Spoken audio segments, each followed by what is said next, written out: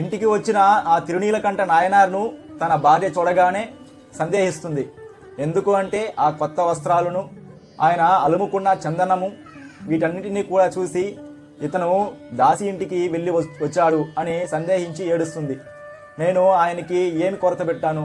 ఆయనకి కావాల్సిన అన్నీ కూడా నేను ఏర్పాటు చేశాను కదా, ఆయనకి ఏమేమి కావాలో అన్నీ కూడా నేను చేసి పెడుతున్నాను, కానీ నన్ను కాదనుకొని దాసి ఇంటికి వెళ్ళి వచ్చాడు అని ఏడుస్తూ కోపగించుకుంది.